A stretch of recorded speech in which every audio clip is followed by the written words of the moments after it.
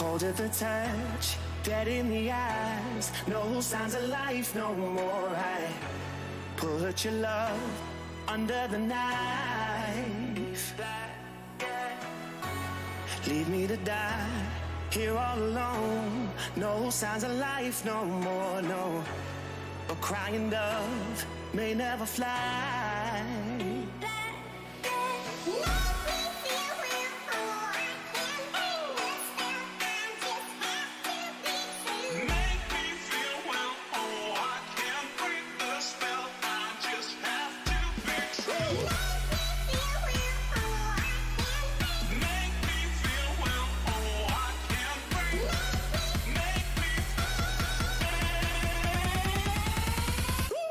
Black and white.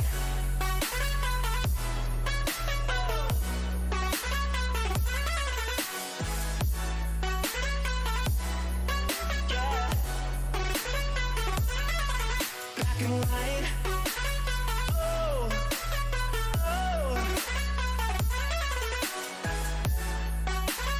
oh, oh.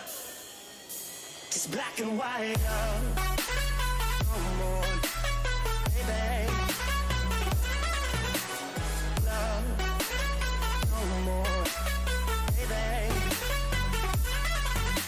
White, come on, baby.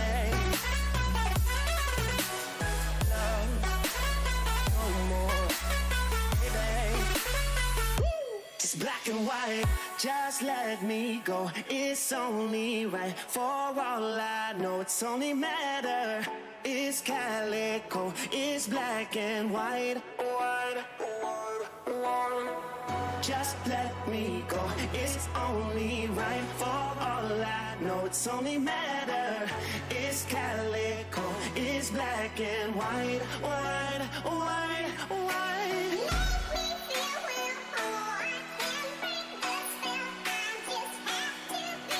Make me feel well, oh, I can't break the spell. I just have to be true.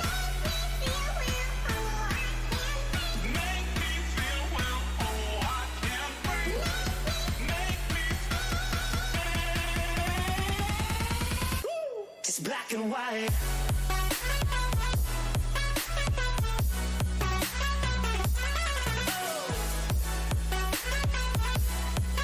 Yeah. Black and white. Oh, oh, oh, oh. It's black and white.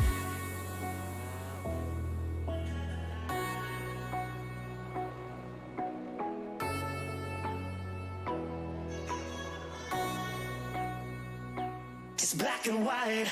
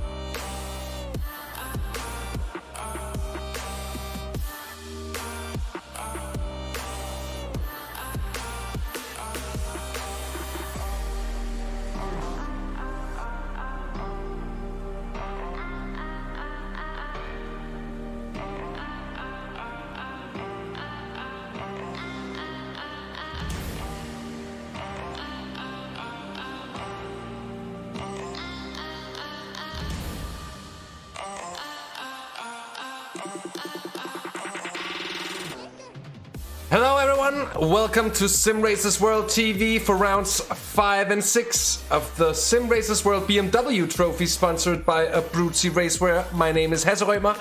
I'm here with Markus Gjesdal and we are in the commentary booth for 2 exciting rounds of racing from Oulton Park, a track that I regrettably actually have very little experience commentating at, but it's gonna be a night to remember if the 2 previous races of nights of racing, if you will, have well, if they'll be anything to go by, basically. Markus, it's been 2 weeks, and honestly, mate, I've been missing you. Yeah, same Hasse. You're my second favorite Scandinavian right now after the work we've done in the BMW Trophy broadcast, and round 5 and 6 now after these 2 interesting weeks now in Silverstone and Imola, and Oulton Park, which is a very, very British track in a lot of ways. It's very tight, it's very technical, and it's also one of my favorite tracks in the world. The way that it's been built around the terrain of the area it's built, it's not artificial in the same way that the new Grade 1 tracks usually are. So I think we are really looking for a hoot tonight. Yeah, indeed. Very much so, and I think it's gonna turn out in some tight racing as well here. Chris Warner has set a blistering lap pace so far in qualifying. He's on provisional pole. For the sprint race, mind you, we'll have a 30-minute sprint race with no fuel size limit, but also no fast repairs. So it's gonna be one to watch out for in more than one sense. Oh, someone has a huge collection of the wall there further up. I think that's one of the Abruzzi cars. We'll have a look just at that incident in a short moment. I think that was James Hopton, honestly. And then we'll have a 45-minute feature race featuring a pit stop, a VRS kind of setup, half a fuel tank allowed there, so expect the cars to be able to run something in the vicinity of 30 minutes before having to pit in. And in the feature race, the drivers will be blessed with having a single fast repair at their disposal. And maybe surprisingly so, Markus, so far we've seen some relatively different races turning out in both the sprint and the feature races. Yeah, as everyone remembered the start from Imola just 2 weeks ago in the feature race, or race 2 rather. That was quite interesting after a few of the they're not slow drivers, but they're not the fastest either. Got pole position and backed the entire field up, caused some problems on that end. We might see something similar to that tonight, and also considering that the start-finish line is as curved as it is, it might actually use some pretty spectacular starts. Very much so. Sepp Hebera currently 6th on the grid, currently 4th in the championship standings. And speaking of championship standings, just a quick overview at the top of the driver standings. Edward May, who started out as a silver driver. This is the 3rd week of racing, if you will. Of course, 2 weeks in between the races. But at rounds 5 and 6 is where we had the final driver rankings placed, and there were a few changes we'll take you through in just a moment. But Edward May is leading the standings. He's accumulated 269 points to his name. James Salt 2nd at the moment with 243. Then Sam Baxter 3rd, 236. Sepp Hebera 235. And then Greg Franks and 220. And Michael Pedersen 6th there with 202. And then a reasonable gap to Andrew Hutley in 7th. He's got 181 points. Everything gets much closer down in the midfield indeed. But that championship fight still very open indeed. I had a chat with Ed, and as we said last time out, we started out with 2 of his strongest tracks, and now it's in his own words, it's going to be an uphill struggle in the championship from here. Let's see if it turns out that way, or if he can convert something into pace here. He's found something, because he's 3rd fastest so far for Furious Sim Sports.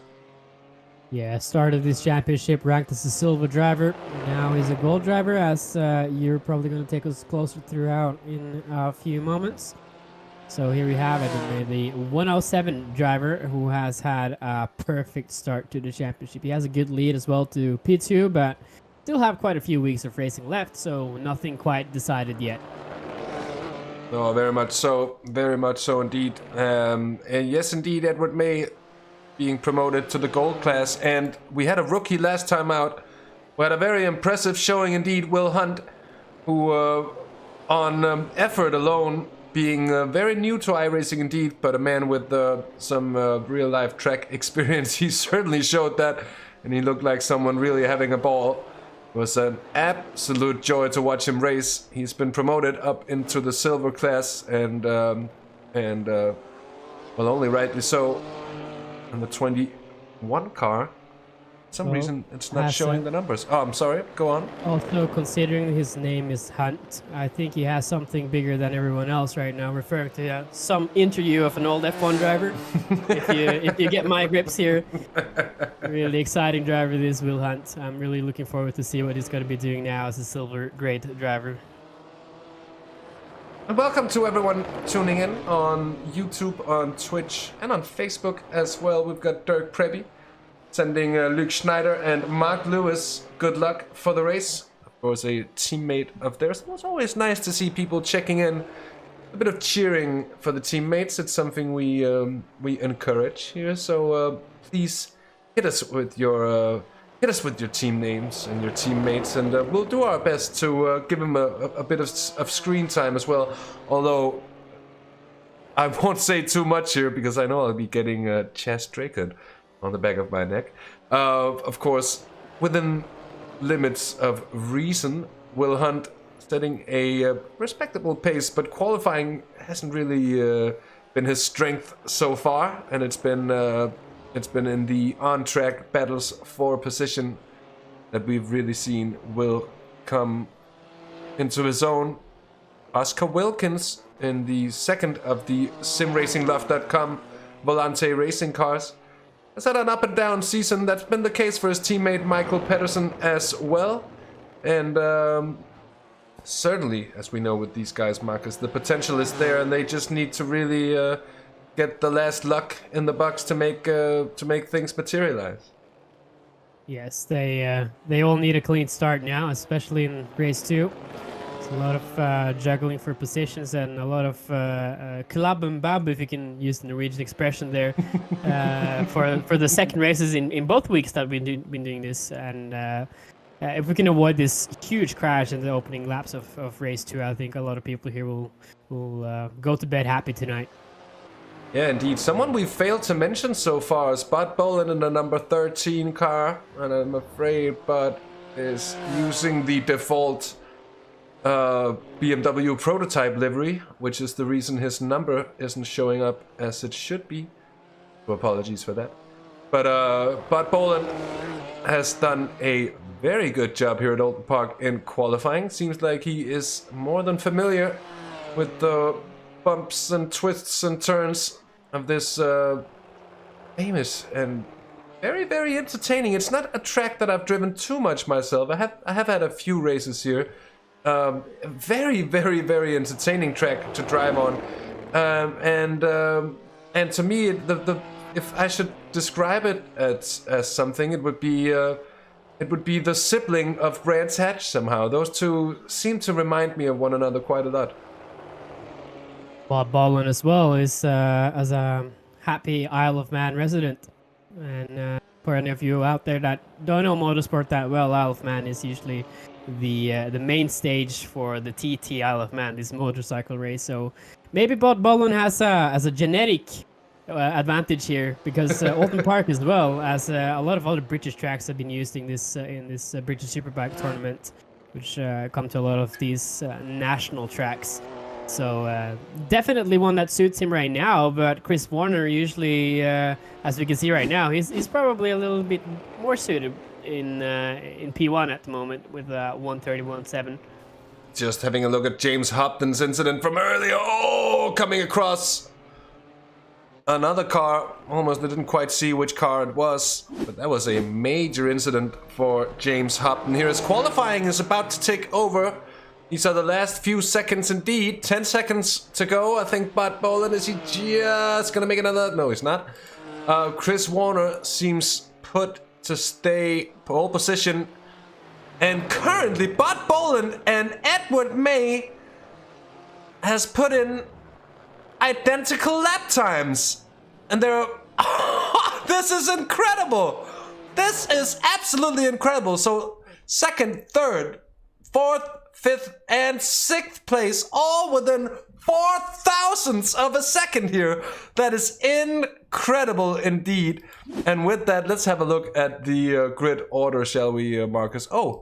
SDK decides that it isn't to be. I think we still actually have David Fuller on track, or is that the case?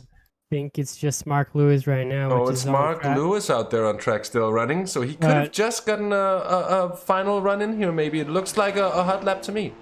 Yeah, he's the last car on track right now anyways, but we have to speak about this this margin of times here in the first qualifying. I mean, this is what happens when you get a small technical track like this. Everything is up to qualifying. You can't pass in a lot of these corners, and you have to have a good run unless you want to get caught up in traffic.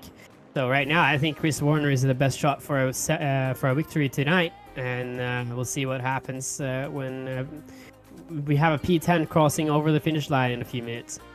Yeah, indeed. Into the pits comes Mark Lewis. He'll be starting 26th, and I think that should allow the session to take over. And it should allow the results of qualifying to appear on screen. Oh, it would have been nicely timed if it came up and I could have said right about now. Ah, damn it. Well, I had to try. Evening, Anton Dupin. Nice to have you along in chat. And everyone else watching along. As I said, a warm welcome to you. It's cold times indeed across most of Europe, but I think at least here in Denmark, the heat is coming, and the heat is coming to us here at Simracersworld as well. And we've got the grid order on screen for you now. Chris Warner, as we mentioned before, for Fury Sim Sports in pole position ahead of Bart Boland, Edward May, Oscar Wilkins, Greg Franks, and Seb Herbera. And all those drivers, oh, so close to one another in the end. Then Michael Pedersen in 7th place, Sam Baxter for Fury as well in 8th. John Barnes for Quantum Racing in 9th place, and Andrew Lovesey in 10th, James Hall 11th, and Paul King in 12th on the grid, ahead of another Paul Gosling and another Paul indeed, Paul Cook in 14th place, with David Fuller 15th, Jeremy de Boever in 16th, and Nelson Ignacio 17th ahead of Hassan Arafat. Stuart Musselwhite, Luke Schneider, he goes 20th for Holy Cow Racing. Look out for those machines. Pretty indeed they are. James Hopton for RLR Brutzi Esports in 21st place, ahead of his teammate Will Hunt. Then Nils Manchanten and Philip Hopley 24th. In 25th place, it's Ben Llewellyn. 26th, it's Mark Lewis. Sandro Ballesteros is 27th. Max Spooner, he's 28th. And Dirk Reski is 29th. And with that, I think we're just about ready to get the cars off the grid or on to the grid to the start-finish straight. It is, of course, one of these newer, shorter runs. And aren't we happy they don't have to do an entire lap every time we have to commentate on a race, Marcus? Yeah, also speaking of this grid, Dirk Reski as well is still sitting in the pits like he did a week or 2 weeks ago. So interesting strategy there for the German. But short pit lap here then or the out lap or formation lap if you want for these guys here who are out here to duke out for positions on this very, very tight track. Oulton Park, which is localized in Britain, which most of you probably know, since I'd guess that most people watching the broadcast here are motorsport fanatics in one way or another. And we're at the international circle right now, 4.3 kilometers, 17 turns, and the fastest race lap is a 124.6 in real life. So this little village here will be occupied by 30 sim racers from all around the world, and we will have some kind of show. We'll see in a few minutes now as the grid is getting settled towards the end of the lap. And yes, indeed, we'll have some kind of show, and hopefully a good one for you all to watch tonight. I believe so indeed. Chris Warner is going to take us onto green. We'll go racing in a short moment. Indeed, the safety car, Porsche 911, is going to peel off to the right. It's going to be Chris Warner's decision on when to go. It's a tricky old run here. And he goes early indeed. So he wants to stretch it out. And we're green for the sprint race here. We got 30 minutes of running. And let's hope that we get a good start indeed. But this time, oh, that's a lovely move from Edward May there up the inside of Bot Boland into turn 1. Already up into second place there. Oscar Wilkins grabbing third. A disastrous start, I was about to say, for Franks. Could have been a lot worse, of course. And already they're scrabbing for second here as Oscar Wilkins is hammering along. Yeah, he's getting a huge slipstream there on Edward May. Someone's out in the grass a little bit, but no crash as a result of that. And we'll see now if Edward May can defend here. I don't know at the moment, as we have several people coming through the first kink of this lap. Edward May still maintaining position in P2. What a move that was on the start there, Hasse. Brilliant move from Edward May to grab second there. Very, very quick and a decisive move. Brave on cold tires as well. You really got to know the limits of the car if you got to pull a move like that on such an early stage. It's very easy to get wrong, but it got it right. And let's see if he can hold on to second place here. A bit of blinking there, though. That's never good to see. And a few turn 1 incidents here. A problem for Hassan Arafak, who, speaking of cold tires, and he netcoached the car ahead. That's Jeremy de Boever, who's involved as well. And another car on the outside as well. Sorry there. That almost looked like a brake failure to me. If his rig or his pedal set didn't detect the brake pedal at all, because it just went through the floor. That's a very good point. It very much could have been, actually. So a beautiful start here, Markus, for Furious Sim Sports, sitting first and second. The simracinglove.com Volante racing machine is right on the tail. And it's the Dutchman Oscar Wilkins providing the pressure at the moment with Greg Franks, Bud Boland, and Seb Hebera. And well, and pretty close following. All of them. Michael Pedersen also still within punching distance. The 7 car in 7th place. Oscar needs to be perfect now if he wants to maintain and get past Edward May. He's very, very close, and he was a little slower on the last lap, but putting the pressure on Ed right now, and Ed has to just try and work and not look in his rearview mirror as much as he can. He has one target right now, and that's to try and get back up to Chris Warner. But Oscar Wilkins could spoil that party pretty soon. Very much could. Let's see here, Edward May. He's a championship leader. Ooh, we got a crash there in the back. Oh! Car off the grass and then into the tire wall. That was Bob Boland. Bud Boland. Let's have a look at what happened to Bud. And just straight into the tire wall there for him, from what I could see. See on board with him now. Yeah, taking too much grass there, and then just unsettles the car. Right into the Armco. Had he hit the tire barrier, that would have been a much more small impact, but good thing that nobody was caught up into that. Yeah, indeed, that could have been a lot worse. Indeed, oh, and Arafak, of course, in the pits after his early incident. He's falling down through the order here. Stuart Musselwhite behind the Holy Cow racing machine of Luke Schneider. And then, well, leading silver at the moment here, by the way, John Barnes with Andrew Lovesey, very much for company. And another Quantum car, that's the 42 car of Paul Gosling. David Fuller for Geordie Racers in 4th. And there's Paul Cook at the moment 5th in silver. There has been some changes in the classes now after the changes of driver standings. Paul Cook now leads the silver class as Edward takes the overall standing. Edward, who was a silver driver just 2 weeks ago and has been promoted. I was about to say demoted, but gold is obviously a better class range than silver. As we have Edward May in shot right now with Oscar Wilkins in the 33. SimRacingLoft.com Volante Racing. That's a sim racing name that'll take the breath out of you. Very much so. Very much so. Don't we just love it? On board with the Dutchman here. Certainly pressuring Edward May, but still haven't found a way past. We're moving into the 5th minute of racing here. Actually, I think Oscar is getting held up by Edward right now. Look, he's trying to move on the outside here into turn 4. That's very, very close. As there's some sirens in the background because this is almost illegal that he got that done. Yeah, that's on my part. They're not coming to arrest me. Don't worry. I'll be fine.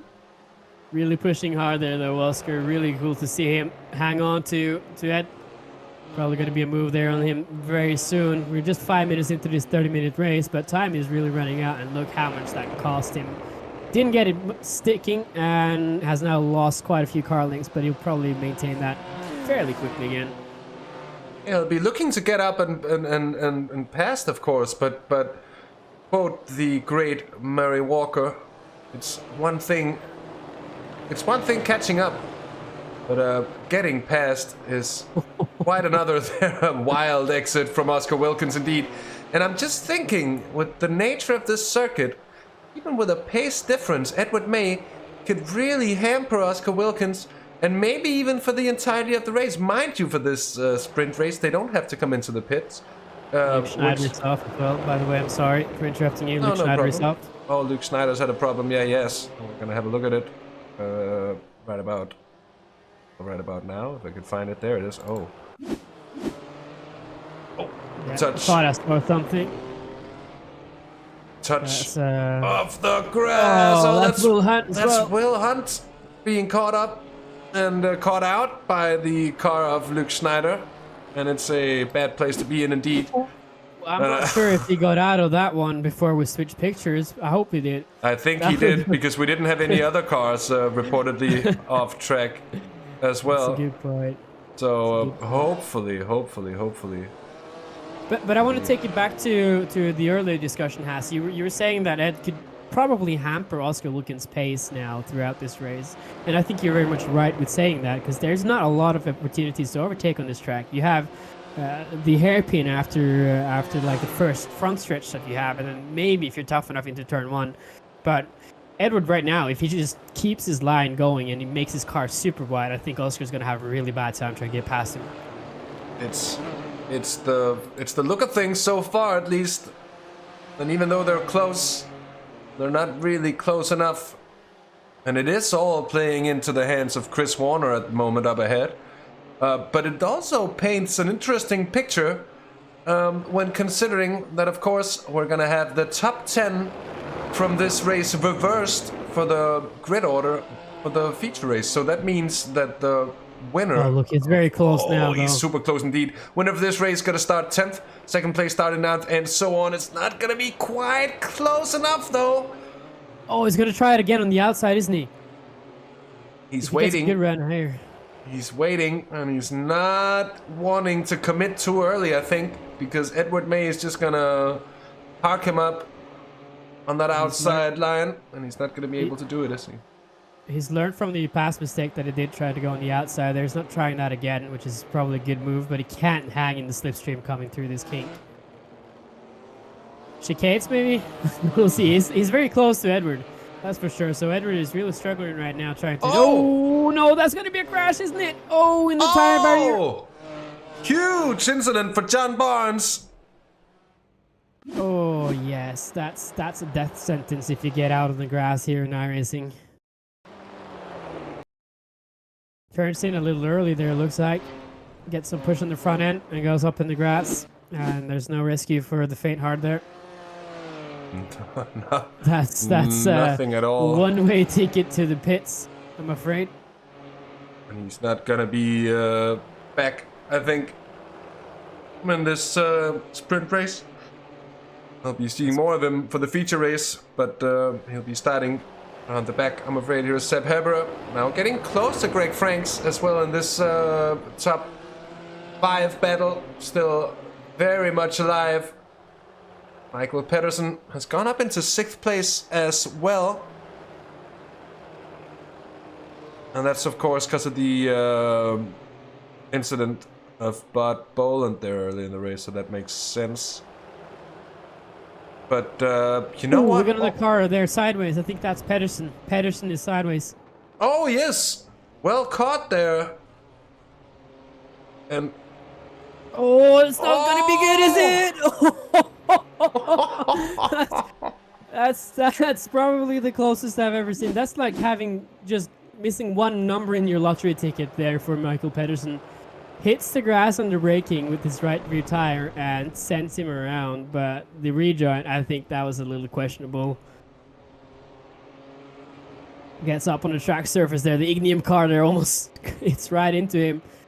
That's scary. The 42 as well of Paul King, isn't it? That is yeah, Paul Gosling, I'm sorry. That had to swear pretty hard to avoid him as well. It's back in P8 here. Michael Pedersen didn't lose too much pace or places from that, but obviously a good setback. A bit of a setback, and it's opened up a gap down to Greg Franks as well, now having his mirrors full of Seb Herbert indeed.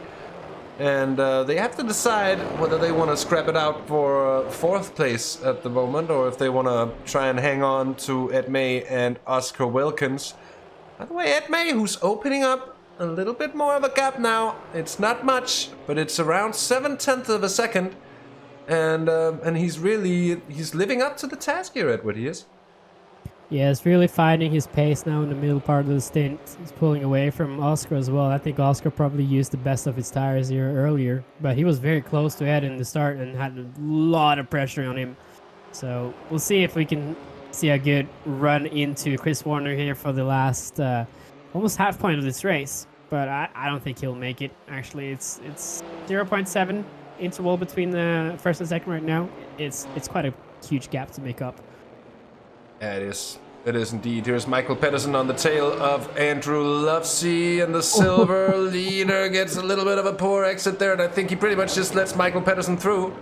Yeah. Which is a wise move in the end, especially if you've got a compromised exit nonetheless. Yeah, he's also fighting for P1 in silver right now, so he doesn't want to get interrupted by Michael Pedersen, which is still 7th in class. Yeah, very much so. What happened here? Something's gone on. Something's gone on. And Max Spooner, I'm afraid, is on the long off track. The E-Brit driver, oh, has a bit of a contact with the 40 car, and that's huge contact with the tire ball as well. Which is why we didn't see an end to his off track in our info stream. And James Hall as well. I'm thinking he's just a little too heavy on the brakes there, trying to slow down for the situation, but he manages to catch it in the end though. And Max Spooner, that was a big one.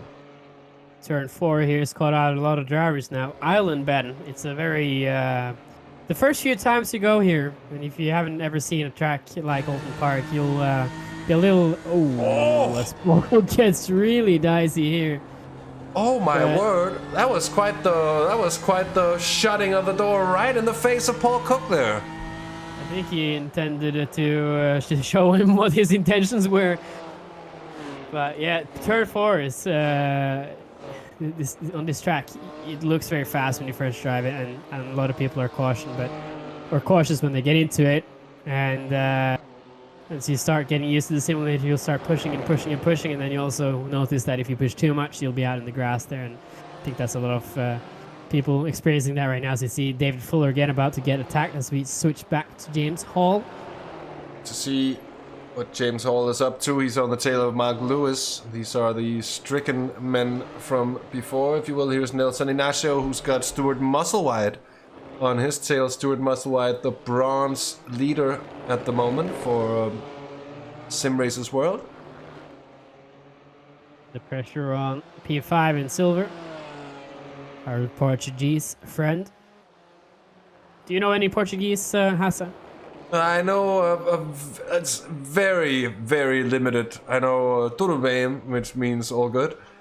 And from there on, it's like single words here and there, but it's really not a lot. So no, not enough that I would in any way announce it. I have a Brazilian friend, so I thought myself Brazilian Portuguese, but I think that's probably best to not say anything on air. Honestly, if anyone wants to know, send me a PM and I'll teach you.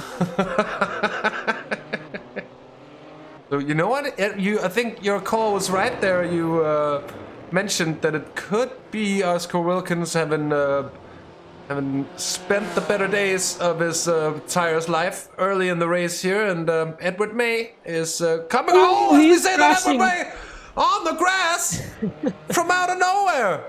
Oh no! The championship leader. Huge setback here. On the grass with the right side tires here. It was a mistake that I've seen for quite a lot of drivers here, trying to push the margins of their turn-in as much as they can, and unfortunately that's cost him P2, as you were about to announce him actually catching Chris Warner here. Oh, he's down behind Michael Pedersen, the Dane, a very tough man to get past on. And I think he's gonna return the favor of Oscar Wilkins there and gonna make it very, very hard for Edward May indeed here, but this could open up possibilities in the feature race for Edward. He does have the pace, and it seems like he has the pace for the prolonged stints that he needed. So of course, it's by no means over. Just needs to see what he can get out of this one in the long run. We've had a problem for Bud Boland again, I'm afraid, side by side here with Will Hunt missing the front end of his car. What's gonna happen here is this is just refuses to turn in for Bud. He slides across and side impacts the tire wall, and his car, I'm afraid, looking worse aware at the moment here. There's a tough fight as well between Andrew Lovesey and Paul Gosling, and this is for the silver lead, Markus. Yeah, this is for silver, and Andrew now, who released Michael Pedersen, we can say, into this chicane here just a few laps ago, now has a lot of pressure from the 42. Exciting battle this, and probably one of my favorite things about this series is that you have all the same the same spec car, but you have 3 different classes. So even though you're not always watching the win for the overall position, there's always like 2 other fights that you can actually get caught up in here in silver and bronze. It seems to be pretty well spread out in terms of driver placements and such. Also, when looking at the overall running order, a little bit of mixing in between bronze and silver, but I think that's expected, as every driver has tracks where you're strong, tracks where you're less strong and such. Here's George Fuller still, or David Fuller for Geordie Racers, I'm sorry, who's still trying to gain an extra few positions. So this is 1, 2, 3 actually, very close to one another here. Well. James Hobden has crashed somewhere. Oh, and a car that was already stricken as he hits the inside tire post, if you will. Takes out a few cones as well.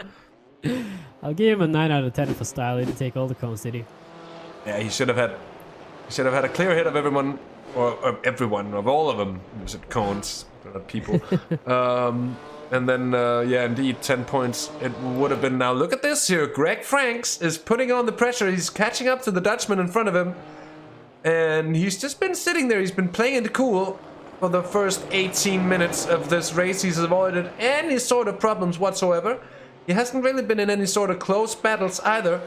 And he might just have the pace over the last, well, what, 10, 11, 12 minutes to put himself past on Oscar Wilkins for second place. Yeah, he'll be flashing his lights in Belgium in a few moments' time, I guess.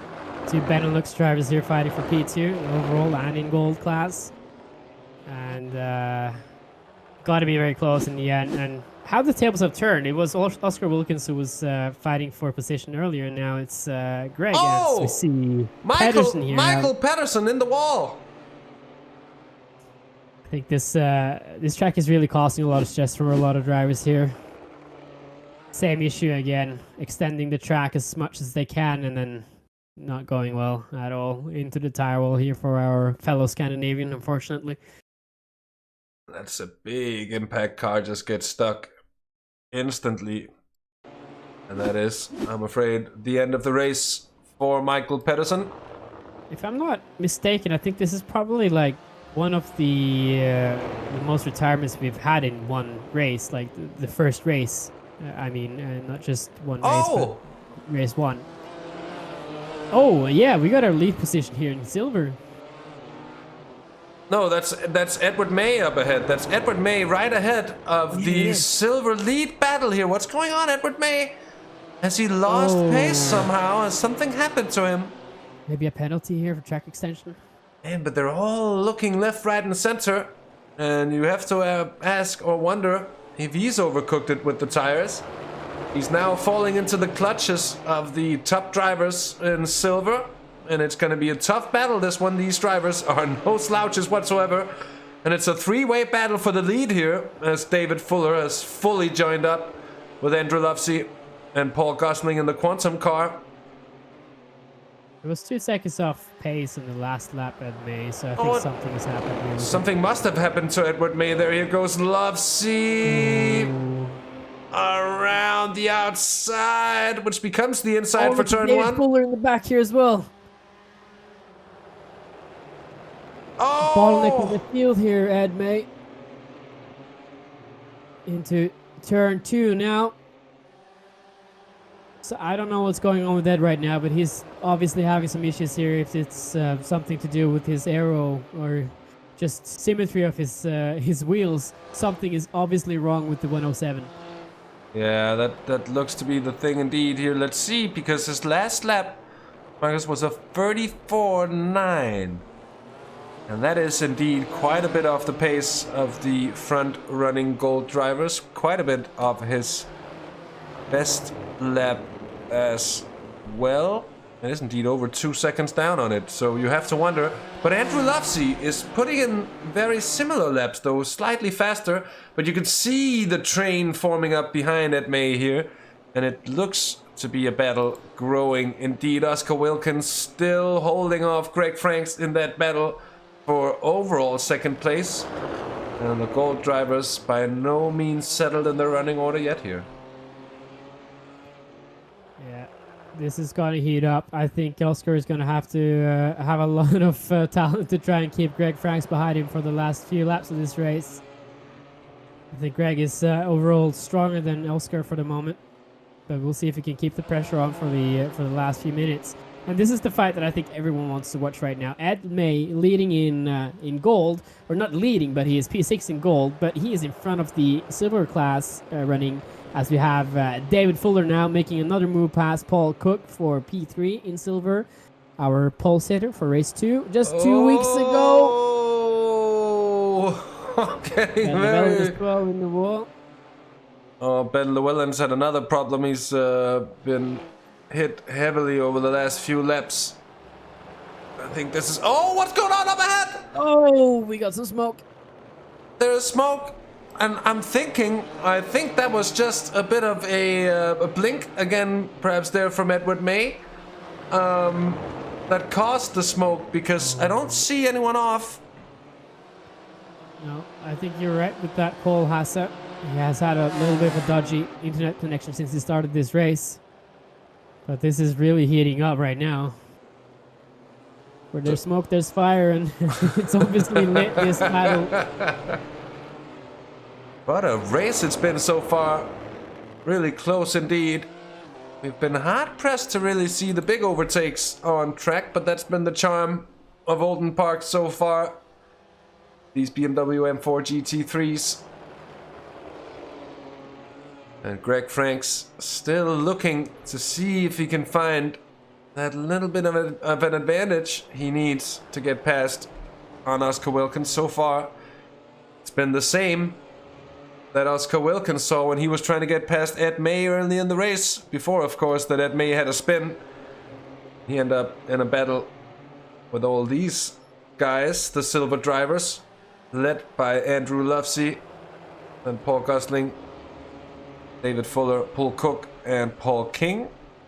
He's regrouped again, though, Ed May, 133.7 that last lap, so he's starting to pull away a little bit from Andrew, but still keeping the pressure on him here for P6 overall. Up to turn 5 and 6 and 7, which is the very tight chicane here at the international circuit as Ed as well disappears a little bit. But this is really warming up right now. It's like a good camping stew, if anything.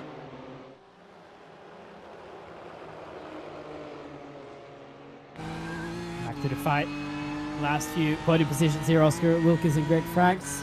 Which we've been following loosely, I guess we could say that. We haven't been checking in all the time, but we've been keeping them in the loop.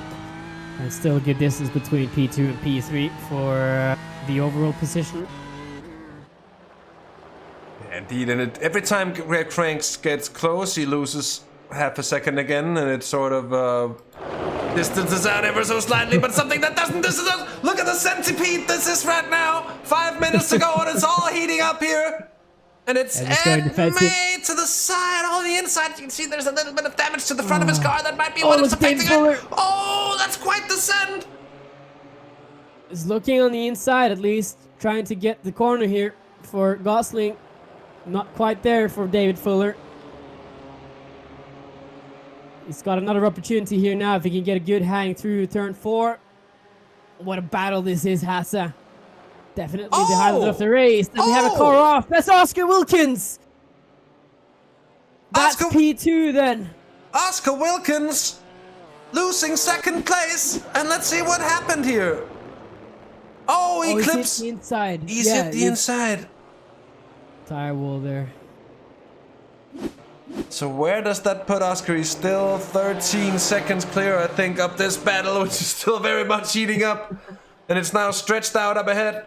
And it seems so that Greg Franks will claim second, but Ed May is having a lot of pressure on his back, and he's fighting for every single point he can get. He knows he can take his revenge in the feature race. But he's right just now... right up with the bumper now, Andrew.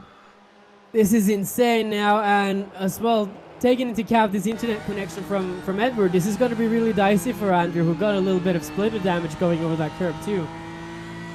Indeed it is. To the Oh, hairpin, look, he missed it! Oh, Where is he? He's on his side! He's actually past him right now, coming into turn 1, and look, David Fuller as well on the backside here. It's incredible stuff. Andrew Lufsey surely it's gonna go past on the inside. Look at Edward May, he's gonna defend it. He gets an incredible run. And I think he's gonna defend the position, and where he finds it from, I just don't know. And it's absolutely incredible. Oh, they made contact. Oh, and Lufsey keeps it, and Fuller goes around to the backside. That's what? Where did that Gosling second car saw us come off. Paul Gosling has had a problem as well, but Edward May keeps position. That's incredible! He had the best view of that through his rearview mirror for sure. His teammate as well, up into P1 in class. So this worked magnificently for the Furious Team Sport guys. We have to have another look at this here. Paul Gosling gets caught out, and he gets a tap. Oh, and he goes into the rear end of David Fuller. Oh, and that's why Fuller went off. And here is Fuller's view of things. And mind you, there's the contact up ahead. What a corn of carnage there, turn 4. And everybody caught out by it here. Paul Gosling getting back on track. I think he does relatively safely, though. And he's... That was so well synchronized that it couldn't have been planned at all. That was entirely a mistake, for sure. That was an insane moment. So after that, okay, new running order. Chris Warner, of course, still leads. Greg Frank second. Seb Herbert third. Then Sam Baxter, who's flown under the radar. The Furious Sim Sports driver might be looking at a podium place here. And they're all catching up to Frank still. So that battle is heating up here. We've still got a minute and a half left here. Oscar Wilkins is in 5th place. Then Edward May and Paul Cook leads now in silver. Oh, and it's very, very close. And the teammate is going to take the position of Ed May. He's going to take points here in the Ignum car. Coming around the outside as well. Oh, my word. Oh my word, yeah, that's probably the best explanation of this. Also breaking a little bit on the grass there, but that turned out to be fine. Oh, we almost put him in the grass there as well, Andrew May. Bottlenecking the P2 and P3 in silver right now. His teammate can go free. Oh, massive defensive move here from May.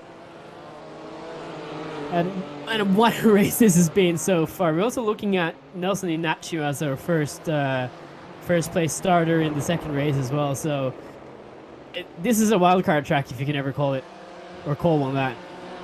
Very much so indeed. We're into the final minute here, and we'll be watching this battle with open eyes all the way to the line. I think up ahead, things looks to be settling down as Greg Franks is leading by 0.7 of a second now.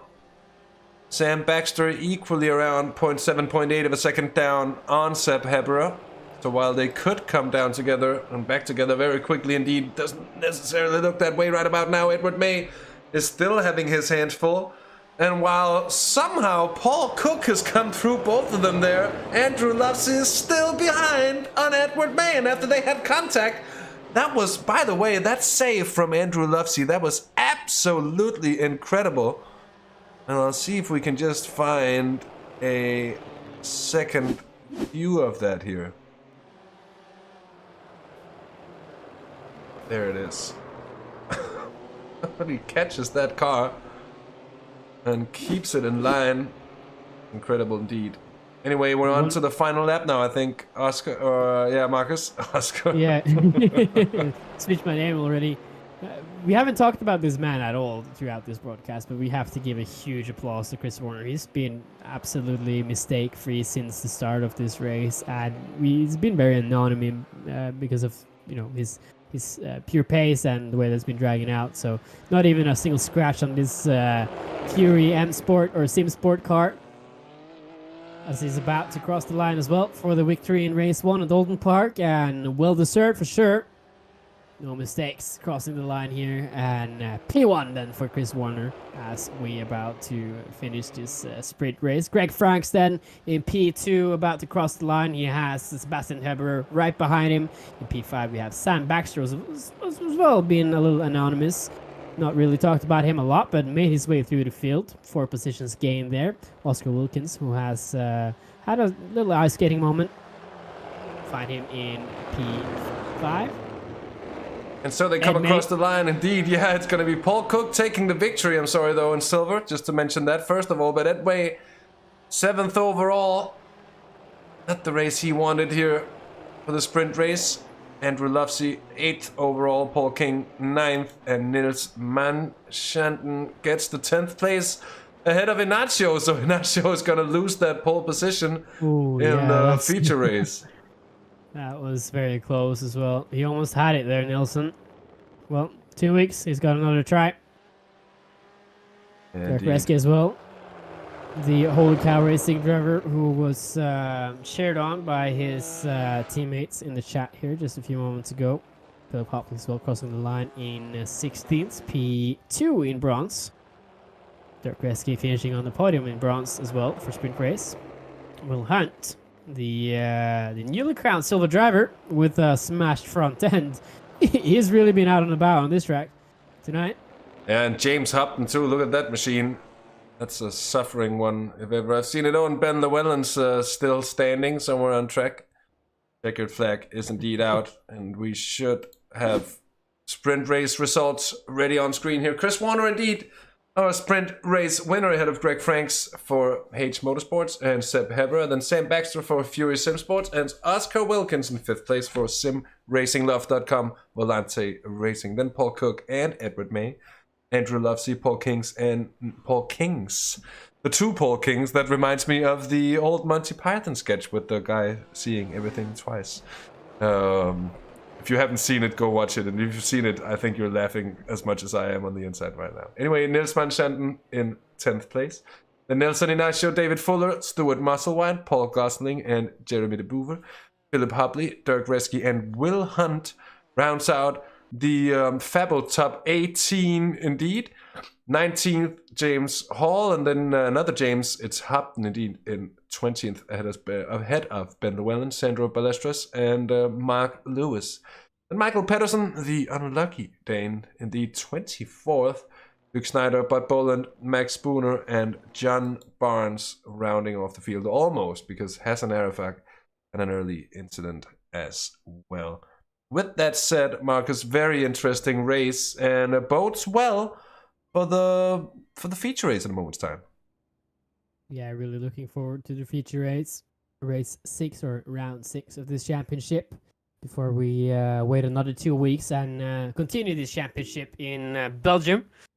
the home track of Greg Franks. We could probably call it the home track of the other Dutch drivers that we have here as well, which is more than once. We got Oscar Wilkins, Niels Manshaden, and Luke Schneider, to mention a few of them, as we're about to round out the coverage from round one of round two in this round 5 and 6. There's a lot of rounds going on here, but yeah, lovely weather for this British track here. A lot better than in real life at the moment. So looking forward to see how much heat we will have under the helmets for round 2. Very much so. We'll be right back. Don't move a muscle. If you liked what you've seen in the sprint race, well, like and subscribe. And we'll be back in a few minutes. We'll just be off for a quick lobby change. Once we're in the race lobby for the feature race, we'll come flying back onto your screens in all of our splendor. So, as I said, don't move a muscle. And if you move a muscle, make sure you don't move too far. We'll be right back in about 5 minutes.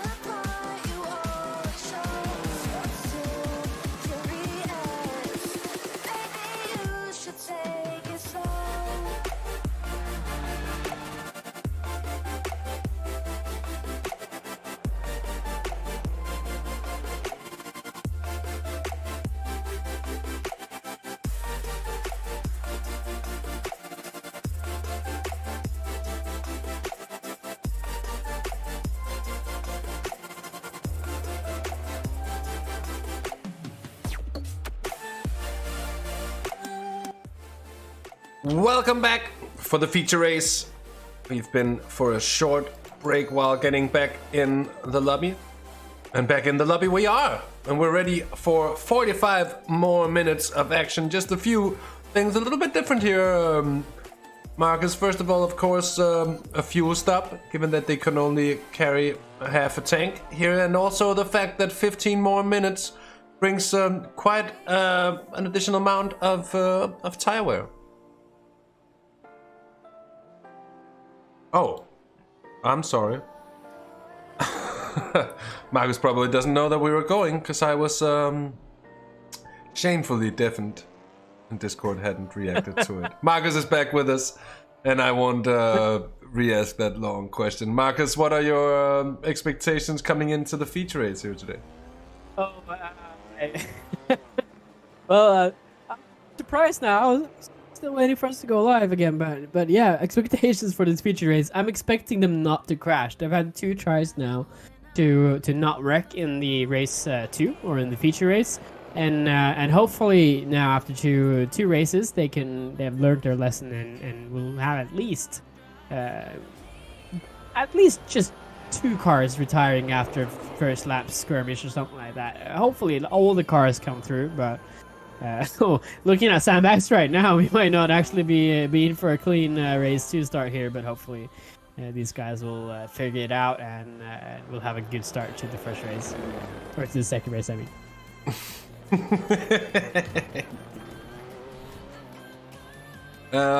So a 4-minute warning that's going to be 3 minutes from now from race control, and that's absolutely perfect. Drivers will have a few moments to finalize prep. Funny that they're going to be pretty much on the same sort of fuel loads here, but limited, of course, to it, while on the other race they can what they want here. Paul Gosling trying to put in a bit of just keeping the rhythm and driving. Markus, personally, would you prefer to do a bit of running in between these 2 races, or would you have rather would you take a break if it was you driving here, or would you keep running? I think it's just good to get out on track and drive as much as you can, just to get the practice in and get the feel for the track. You can never get too little time on track, is what I've learned from real life racing experience and also sim racing experience. So just getting warmed up and getting ready and getting into the mode again after a short break, I think that's always important. So I think, yeah, the guys that are out here doing these laps now are probably just waiting to get the show on again and just trying to find their mental space again for this for the start of the second race. So we've got just about 2 minutes until we'll get this feature race underway. And mind you, grid order is going to be the top 10 reversed finishing order from the sprint race, and then as it was coming across the line. So Michael Pedersen, for instance, he's going to be all the way at the back of the field for the start of this feature race, and it is going to be a very, very tough position to be in, don't you think? Oh yeah, especially seeing the start crashes we've had now at Silverstone and also Imola. They just need to keep their nose clean now for the first 5 corners, and then Michael is a fast driver. He'll start clapping as soon as he can get into free air, or a free air. I don't think he'll be. I think he'll be very limited to what he can do in terms of the traffic that he'll have to face now for race 2. Well, that is very much the problem they're looking at. Everyone starting down the order gonna have that same difficulty climbing up the order that we've seen throughout the sprint race. Of course, there is a pit stop round, and you could try to maybe come in earlier and do a longer final stint, maybe to get some clean running. You can get the better of a number of cars, maybe, if you have the pace. But we're gonna have to see just what kind of strategy is gonna be the wisest to pull off for tonight. But it's been interesting to see. I mentioned it earlier as well, but there's been this subtle difference to just how the races are approached in these sprint and feature race formats. which I find really interesting. It's the first series I personally do that has this format to it, at least in iRacing. I've done it in other sims before, but iRacing just carries along a depth that few other sims can really get close to. Another aspect of it, and this is what I love the most, is actually just seeing the cars on track, because this is the sim that looks real to me. Anyway, we have some grid ready for you to display. It's Nils Manshanten, who finished 10th in the feature race. He's going to be on pole ahead of Paul King, Andrew Lovesey, Edward May. They're 4th on the grid. Paul Cook, then Oscar Wilkins, Sam Baxter, Seb Hebera, Greg Franks, Chris Warner in 10th. Nelson Inacio 11th, who just missed out there on the last lap. He would have been on pole otherwise. And then Stuart Musselwhite in 12th place. Paul Gosling, Jeremy de Boever, Philip Hopley 15th, and Dirk Reski in 16th place. Then Will Hunt, James Hall, James Hopton, and Ben Llewellyn 20th. Sandra Ballesteros, Mark Lewis, Michael Pedersen, and Luke Schneider in 24th. 25th is Bud Boland, John Barnes 26th, and Hassan Arafak in 27th place. With that said, we're just about to go green for 45 more minutes of action. The best, if you will. Some might think the sprint race is the best. If you favor more tactical racing with the pit stops, well, you've got it here for the feature race as the... I was just about to call it the pace car. You could call it the pace car, but in Europe, it's the safety car. And the safety car it is. It's rolling. And with that said, we're just about to go racing here, Markus. Yep. Quite the show going on in the background at your home as well, Hasse. A few emergency vehicles going past. Good signaling noise for these guys to get up into the cars and get out and get ready to race a little bit more. Really excited for this one. This is... Oh, they're already crashing on the pace lap here. I don't know if you heard that, but a little contact there and some flashing with some lights as well. From the 7, was that right? The Michael Pedersen and... 7 there on the inside. Oh, John Barnes. Well. So things are already getting pretty hectic before this race even has started, and we're getting ready now as Nils Manshaden has pulled the entire field up into P1, and everyone is hanging back. Nils has a huge run, and Ed on the outside and drives outside, and there's contact immediately in the start. And that's not what we wanted to see at all, and everybody wrecks now. He's two guys. I don't know how most of the field got through that, but two guys now actually made it through that and unfortunately got wrecked out by it. But Ed May, they're full sending it Colin McRae style into T1. Yeah, indeed, that was the crazy move. Indeed, here we have another look at it. Yeah, that's very ambitious for the championship leader, but you have to be honest and say that he has a championship to race for. But that's not the way to do it. That's the perfect way to get post-race penalties and losing points. So he needs to keep his nose clean now for the rest of this race. 45 minutes then that he has to try and fend off Oscar Wilkins. This fight that we watched earlier in race 1. It's repeated now in race 2. Indeed, Mew, it does say safety in front of it, the safety car there. Which is why I corrected myself, to be fair as well. We have quite some battles at the moment here. Look at this, down behind Nils Manshanten with Paul Gosling and Stuart Musselwhite in between as well. And looking down the order, just trying to figure out who got collected. And then Michael Pedersen has had quite the run. He's gained 6 positions on the opening lap alone, and he's moving on the tail of Philip Hopley, trying to gain a 7th here. A super start for the Dane, indeed. Here's Manshanten, who's very, very close to having to admit defeat to Paul Gosling, at least for now.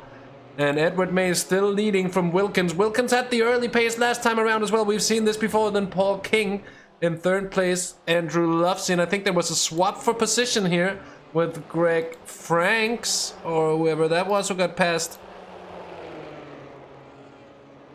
Oh, Paul Cook. Paul Cook has had a problem here.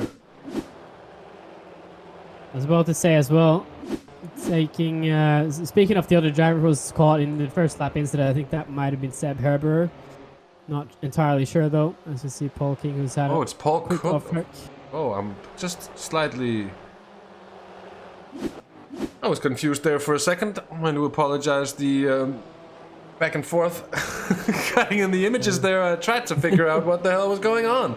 Oh, Paul Cook now with Michael Pedersen, and there's a move, and they're looking like they're almost coming to a stop into the chicane in behind, and a very, very, very chaotic opening to the race, and it's been hard just keeping track of all the stuff going on there. Very chaotic, but not a lot of wrecking. I thought that was going to be a big one in NASCAR terms. The first lap crash here with Nils Manshagen and Seb Herber, which I think was involved in that. He's lost 15 spots at least. That could be a different accident, but I would speculate if that wasn't our German friend. Do you think Marcus Edward May is gonna appreciate his new nickname given by the Mew in chat? He calls him Eddie Elbows May, or maybe just even better, Eddie Elbows. It sounds pretty good. Eddie Elbows is in the lead, and I don't think he's gonna appreciate it too much. But he's a colleague here, and he's just gonna have to live with it. Chris Warner, who had blistering pace all the way through the sprint race and qualifying, by the way, as well, is just behind Sam Baxter at the moment. They're teammates, but they're not looking like any sort of team orders being played here at the moment.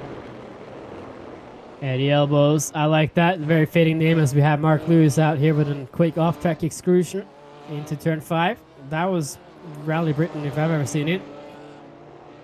He might have gone off into turn 4 there and kept the car on. Let's see if we got a replay. Hits the grass there on the entry and slides out, and he's very lucky to not hit anything there. 211 as well, or 277. Yeah, no, the 211 of Seb Herber as well, giving lots of space there to let him rejoin on the track and being awake there to avoid any further complications. Very good heads-up driving. Sam Baxter then, who's also heads-up driving right now, showing himself on the inside of Andrew Lovesay. Lovesay is also leading silver right now in P4 overall. He's got these 2 Fury drivers behind him. Chris Warner as well, the second driver in this group from Fury. Greg Franks as well following tightly, and look at him trying to find a move here on the outside. Back to our fellow Scandinavian friend here, Hasse, Michael Pedersen. Ooh, selling him a dummy for the inside here of turn 2 or turn 3. I'm not quite sure which turn this is. I think it's 3. But he's passed, and he's up into 11th place, starting from, 20-something. That's very impressive indeed. Michael Pedersen flying through the field. Here's Chris Warner still on the tail of Sam Baxter. They're all still on the tail of Andrew Lovesay. Trying to get past the Ignium Motorsports car. That goes for Greg Franks as well, and that's allowing Ed May up ahead to get a sizable gap on the cars behind. The running order at the moment is Ed May ahead of Oscar Wilkins, Paul King, and then Andrew Lovesay in the picture right about now. And the battle that follows with the following 3 cars right on his tail. Manchanton in 8th place at the moment, then Paul Gosling and Stuart Musselwhite up into 10th. And just on the edge of the top 10 is Michael Pedersen. Michael's had a huge climb here from the start, 12 places since we started this lap 4 laps ago. So really making gains here, the Danish. Oh, Sam Baxter there, opening the door for his teammate Chris Warner. Lets him by without any drama, but look at Greg Franks here, about to look to put them 3 wide. There's just enough space there to not do that.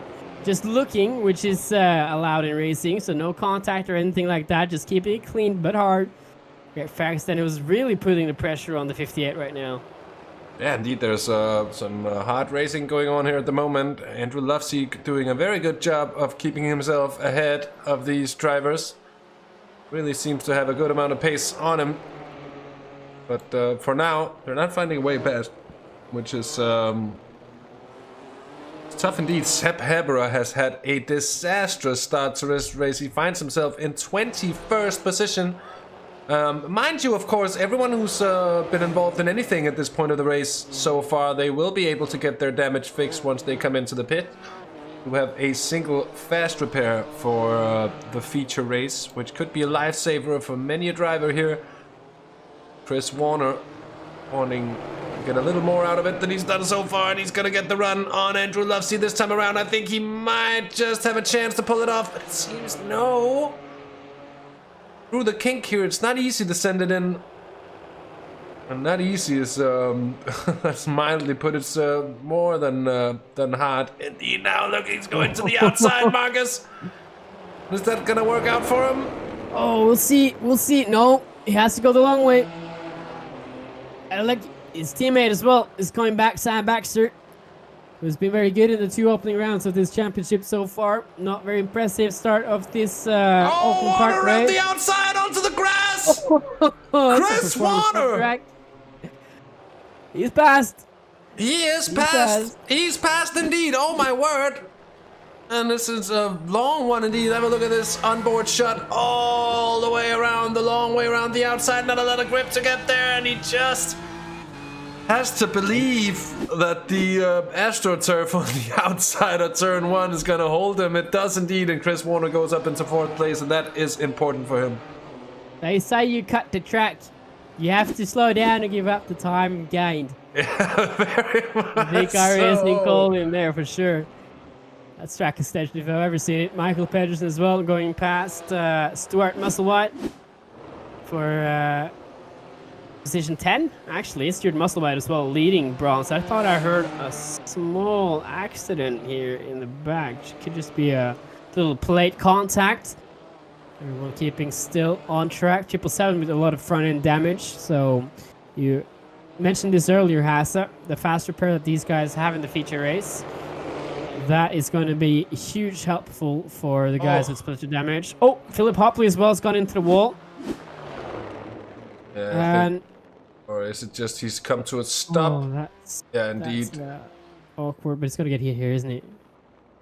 Or no, he just drives into the wall. Just about touches it. That's a crash, apparently. Oh, another car there backwards in Nelson Ignacio. Oh, and it's in fighting Last with corner. one of the. Oh, he gets a good old police turny. And Nelson Ignacio is about to get arrested. Well, at least. So it would be in a 1970s cop full car chase movie there. It isn't. It's just very, very bad look for Nelson Ignacio. Indeed, here behind is Paul Cook, trying to bring the heat to Bot Boland, who's done a big climb of his own here in this race. He's risen up 12th position as well. And Michael Pedersen, the biggest climber so far, with 13 positions gained in 7 laps here. That just goes to show the simracingloft.com Volante racing drivers' capabilities when things really work out for him.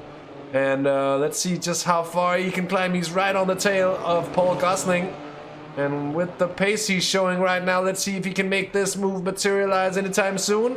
He needs to get a good run onto the start-finish straight. And if he can do so, that might be his ticket past and up further up into the top 10. Yeah, he's really keeping on the slipstream right now. That was probably too early. Or is it? No, he's actually throwing it in there for the inside move on the last corner. And Sam Baxter, or Chris Warner, he got this lesson a few laps ago. Tried to pass on the outside. Michael Pedersen got that by his spotter probably. Pass on the inside if you have to pass into the last corner and makes it stick. And that's another position gain for him. P9 then for our Danish friend, who's now chasing down the few drivers in front of him, Niels Manschatten and Greg Franks, which we are watching right now. These guys in the three-way battle.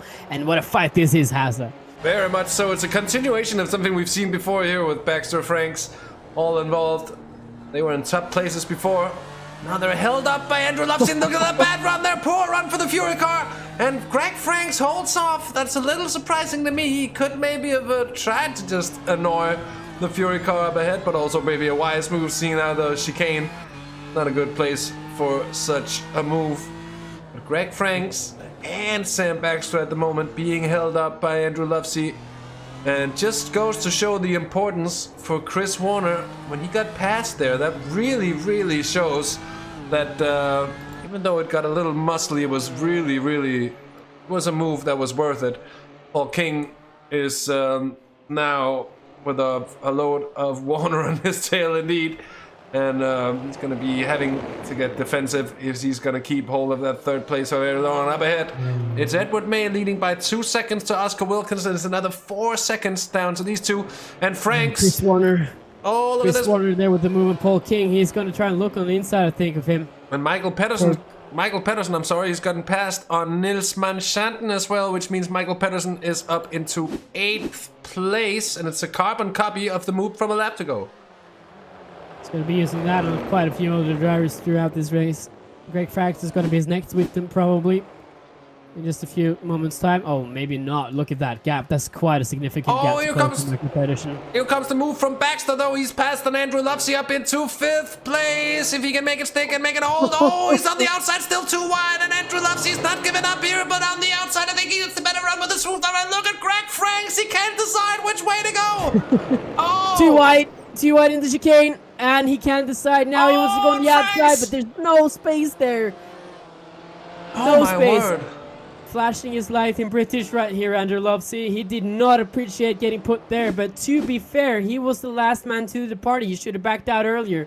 That was always going to be pinched. There it is. On the inside for turn 4. I'm sorry for interrupting you there, Hasse. We have a few problems with the connection with Discord, so the leniency, or the ping, I should say, could sometimes make it so that we overlap each other when we speak. Yeah. Just to put that out there. But it is a bit of a problem because there's just this slight delay, and it's something to get used to. I'd put it that way, and that goes for everyone, and it takes a long time indeed. Chris Warner. Yeah, indeed, Chris Warner on the tail of Paul King here. Will Hunt has had a small excursion. I think that was just a minor off track here. And Sepp Herberer right on the side here of Ballesteros. He's not really able to make that move materialize. And we're going to go back with that battle for 3rd place, because I think Chris Warner, he's got to make his way past here within a short amount of time. They were very close on lap times last time. They passed the timing loop. We'll see if Chris can do anything now in the very forthcoming moments. Greg Franks as well in P7, who is still in good contact with the 88 of Andrew Lovesey. And Andrew's getting quite fighty and racy with Sam here for P5 in the overall standings. He's also leading silver right now, so this is a very good points day for him. But I think he's mostly interested in the overall stand here rather than class victories. Oh, Manchanten, that's a bad place to find your car, and he knows. He gets it out of the way quickly as well and avoids the wall while doing so. That's what you want to do. Paul Cook. Oh, I know. That's from high up in the field. Higher Same up. mistake. Exact copy. Carbon copy indeed. There, that's... You can actually see the tracks from this here as well. That's pretty much a one-to-one situation there. Chris Warner. Oh, he's gotten past, hasn't he? He has indeed. Chris Warner past Paul King and up into 3rd. Michael Pedersen trademark right here. Very clean move. Just gave him the position. Probably knew he was faster than him anyways. Better off to just run his own race here and focus on trying not to get caught by Sam and Co. Michael Pedersen. Yeah, Michael Pedersen. But it's incredible. We're a quarter of the way, or I'm sorry, a third of the way through this race.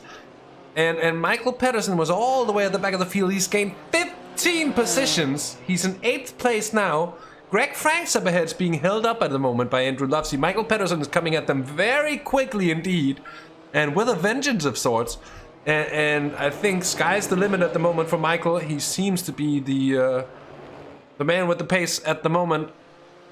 He's doing very, very quick lap times that I think, as far as I can see, it's only really Chris Warner that are matching the pace of Michael Pedersen over the last few laps here, which is of course why he was 4.5 seconds down on Franks just a few minutes ago. That gap's down to under 2 seconds now, and it's closing in all the time. That is of course because he's getting held up. Franks indeed is getting held up by Andrew Lovesey. But that's not the entire story, because Michael Pedersen is going very quickly indeed. In the lead, still Edward May, and still from Oscar Wilkins by about 3 seconds. And then third, still Chris Warner, who's gonna really be looking to be the big winner on points today if this keeps just this way and he grabs third here. Yeah, Michael Pedersen was gained 50 positions, as you mentioned. He's probably my driver of today, but he might get 2 free positions here if these guys can't figure it out in the next few moments. Also, we need to mention Bud Boland, who's made the same gains as Michael Pedersen. So 2 drivers here then who's made up 50 positions since the start of this race. Look at this! Greg Franks, as we have Ed May, who's out here cycling. This is the 3rd time now we've seen this mistake from drivers into the second chicane. But it's Ed May from the lead again, and look at this, it took him a long time to get going, and Ed May just rolling in on the tail there of Michael Pedersen now. Oh, Edward May, he's lost it under no real pressure at the head of the game. Of course, there's a pressure of leading, that's difficult enough from itself. But he's left Oscar Wilkins in the lead. Here comes Pedersen on brakes! He's on the side of him at least. Inside corner now for turn 1. This is looking very good for the Dane. And Edward May as well has to look at this fight, and he knows what he has to gain now. So, absolutely horrible day for Ed May so far. Probably going to be his drop week if he keeps good results coming in for the next few weeks. Look at Greg. He also has to brake before the corner actually even comes up to him. They're trying to avoid hitting Michael Pedersen's rear end. Incredible drive from Pedersen up into 6th place now. And I have to go with you, Markus. If it stays like this, Michael Pedersen is going to be my driver of the day as well. And Oscar Wilkins is looking to make it a very good day indeed for SimRacingLoft.com Volante Racing. As well, putting the pressure back on Michael. Oh, overshoots the chicane a little bit there, so that might be an opening for Ed May. We'll see. No, not close enough there for him. But look at Michael. He's really sizing him up now. The 88 of Andrew Lovesey. We'll see the same trademark move probably in the last corner, which we're getting very, very close to now in the finishing stages of this lap. Andrew getting a little sideways as well in the exit there.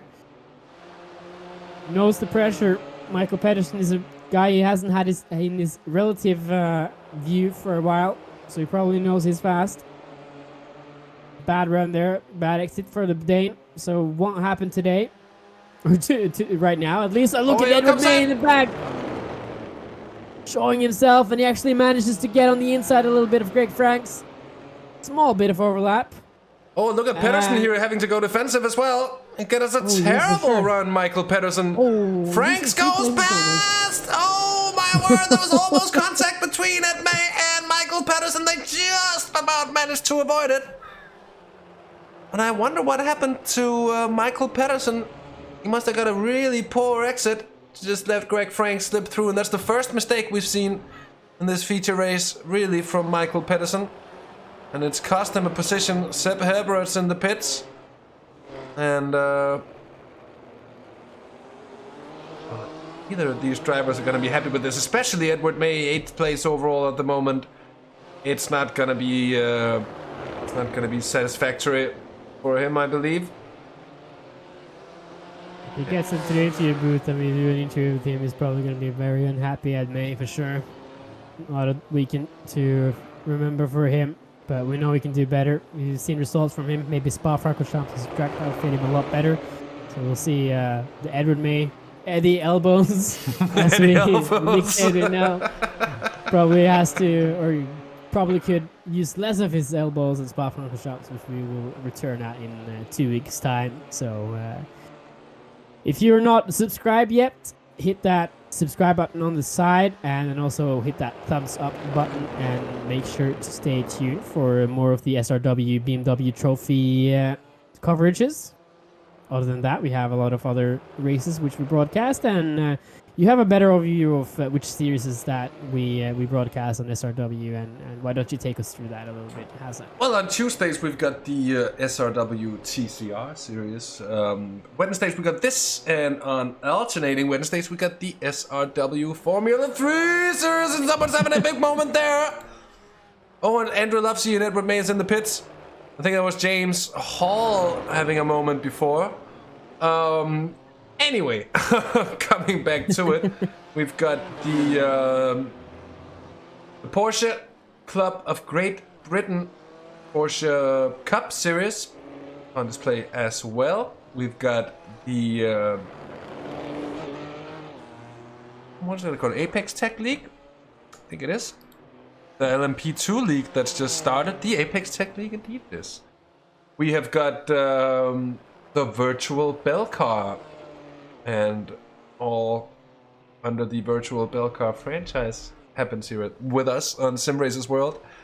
Something that we're also very proud to have. Of course, as well, we've got the SRW NASCAR on Monday. So as you can understand, we're a busy sort of people here on the channel, and we enjoy it very much so.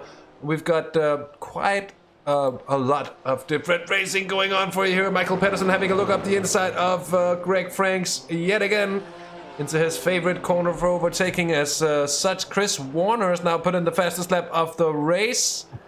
This pit exit or pit entrance here is very, very dicey getting in.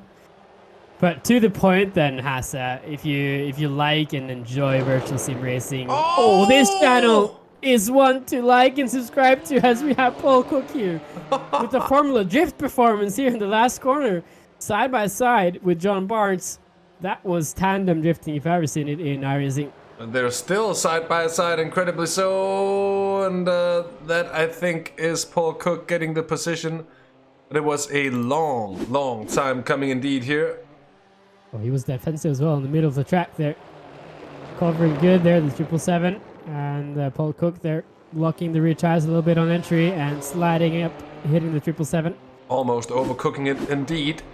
And John Barnes, his front bearing the scars of an earlier incident. You would wonder if it's maybe a good idea to come in here as Paul Gosling loses a position to Bart Boland, who's now gained 19 places.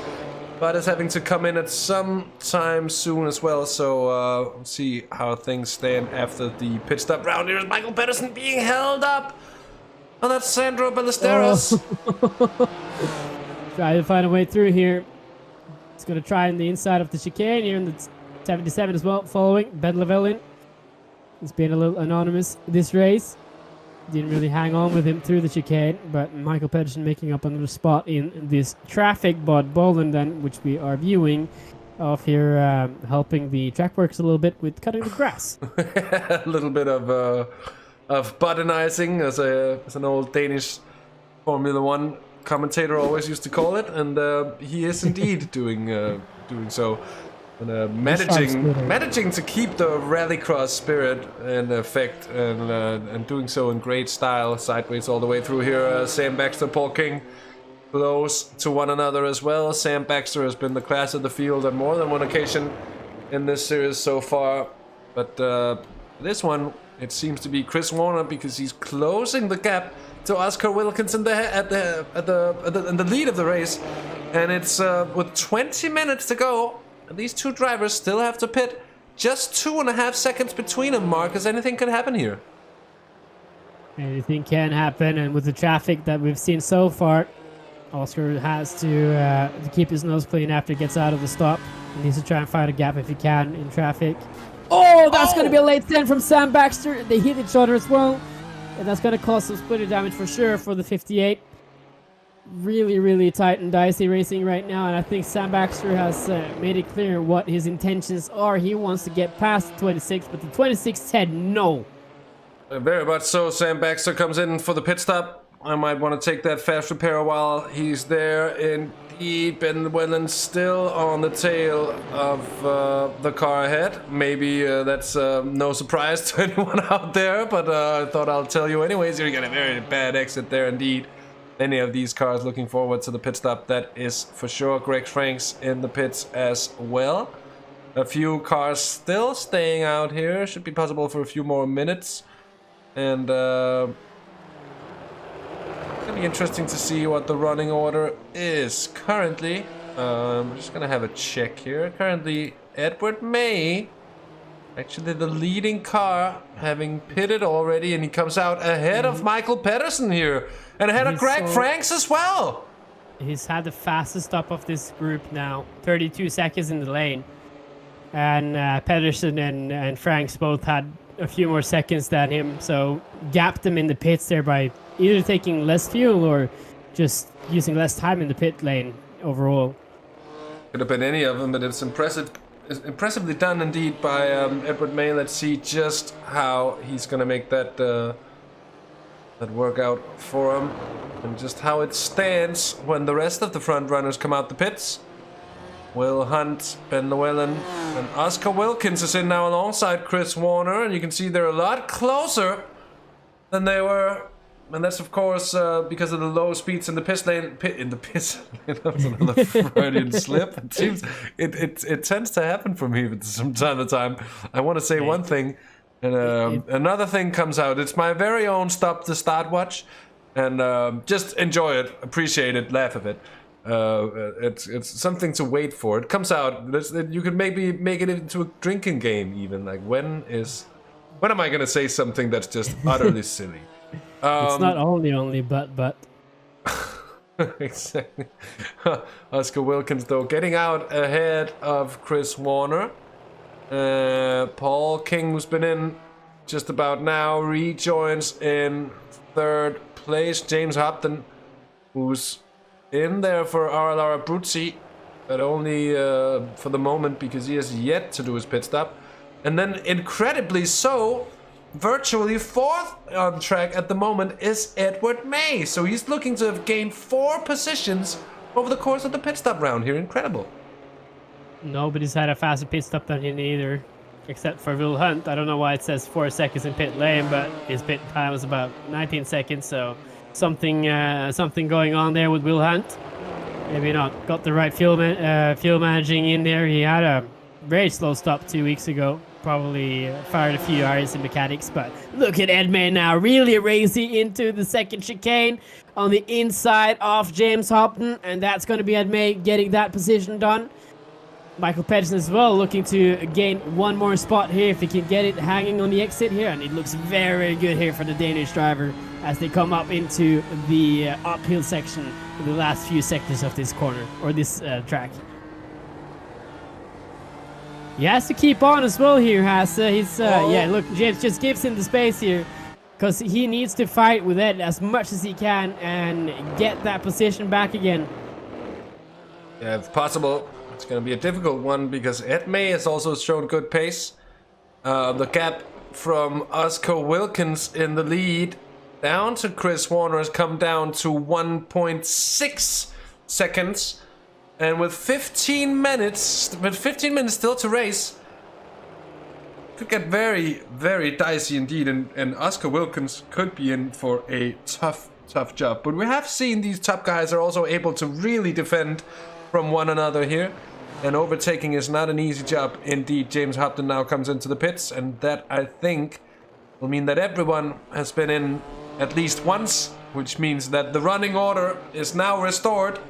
We can safely say Oscar Wilkins still leads, Chris Warner, Paul King, Ed May 4th, Michael Pedersen 5th, then Greg Franks, Andrew Lufsey, Paul Gosling in 8th place, and then Bud Boland and James Hall, who is indeed also the bronze leader. Now Andrew Lufsey, our silver leader, and of course, overall leader is also the gold leader, Oscar Wilkins.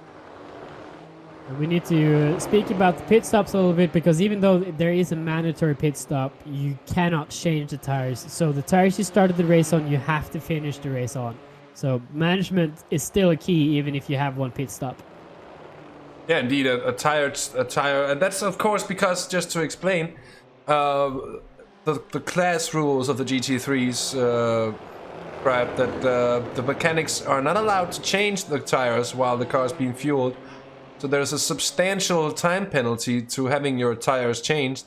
And of course, with only 45 minutes of running, that's not going to be necessary. Or at least necessary, that's one thing. But of course, it can also be explained in a different way. Say, if you were able to claw back enough time, that it would make sense to do so. Well, you could change tires. But the thing is, it really isn't. And we're coming. Is really extending this track here. I've seen him at least 3 times now since we got to his shot here with this right tire on the outside of the track. So he's pushing everything for what this car is worth. I think he has one mission right now, and that's to get up at the podium. And if he can't succeed, he'll rather put the car in the wall. Yeah, all or nothing for Ed May. Suppose it's a bit that way at the moment. Got Paul King up ahead. It's not an easy gentleman to get past. He's having a look, making his presence known in Paul's mirrors. Trying to get a good... Exactly, I think it actually worked pretty well for him because he's going to get a good exit from here. Look at this. Ed May on the bumper of Paul King here in the Ignium car, trying to get his tail or his nose in on the inside. And will it be possible? Paul trying to just block him off. Not this time around. And Ed just having to settle in. But there's a very good run yet again here from Ed May. He might be able to get it though. The outside, not the way to go around here. And he might lose time if he insists. Oh, can he hang though? Can he hang? He's trying to, but he has to go the long way around. And he's putting his wheels on the grass again. Michael Pedersen then on the outside of the 107, Edward May. The 7 with the 10 less is passed for 1 position. Yeah, position indeed. Oh, and what's... Oh, it's our cameras just messing up for a second there because of a bit of a glitch there for Edward May again. And Lost him completely. have we lost him this time around? We could have actually. Looks like it. Pedersen though is passed and he's up to 3rd actually. Michael Pedersen up to 3rd now. So something happened to Paul King then. I don't know if something happened to Paul King. I think Michael Pedersen just went past him. To be honest, look at this. Oh yeah, turn 4 again. Here he comes, Michael Pedersen up the inside. Oh, plain and simple, no defending that for Paul King indeed. You can't defend the move on the inside of turn 4. If you do that, you'll hit doors and you'll go into the grass. And we've seen that earlier in race 1. If you go into the grass in turn 4, you will hit the wall. But ladies and gents, Ed May is disconnected. Ed May, our championship leader, Eddie Elbows, is disconnected. So speak of poor luck here, just 10 minutes before the end of the race. It's gonna be costly. You mentioned it before, Markus. That's gonna be his drop round, isn't it? Oh! Ooh. Yeah, he's still showing in the server, but his ping is up to like 775, so I don't think we'll see Ed May back again for this race. He's gone. A week to remember, actually. A week to forget for our British championship leader.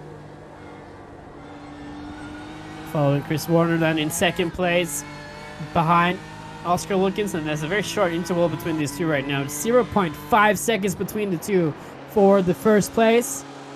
Michael Pedersen as well, which is just 16 seconds away. He could eye an opportunity here to join this fight for P1. Ed May is back again, by the way. Hasse, he's back in P4. He's back in 4th place, so early calls for us. Eddie Elbow's still alive, and that's very nice to see because it could have been much... It could have been a huge disappointment, couldn't it? But he's still in it. Michael Pedersen got past, and Greg Franks is on his tail now. Franks looking very feisty indeed. He looks racy. He wants to get up there and then grab the points away from Ed May. And in behind, Paul King is around 2 seconds off. And then Andrew Lossy, Paul Gosling, having their own little fight for the lead of the Silver Class. Speaking of Edward May, though, having that internet connection drop for as long as he had, it's very, it can mess with you a lot because it's like you're driving in hyperspace. You have no cars around you. You don't know where anyone else is. And if you make a move somewhere which is wrong, the guy behind you, which is virtually there, but you can't actually see him, he'll probably close up to you for a few meters. And then if you reconnect in the middle of a corner, you might get hit and sent out of the track. So Edward May keeping his cool. Still sitting P4, even with the hyperspace connection issues. This is getting very close, though, for the lead. It actually is. It truly is. Not looking very good right now. The 30, one side to the other very hard, so I think he's wearing down his tires quite hard.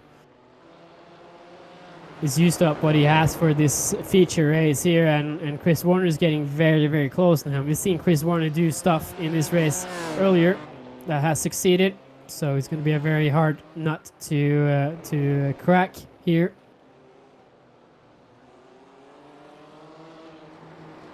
Dutch driver Oscar Wilkins, who's been leading this race since the dimensional trip from Eddie Elbows, as he's also struggling a little bit with his internet connection. Oh, Chris Warner again up into the grass a little bit there, but still keeps it going.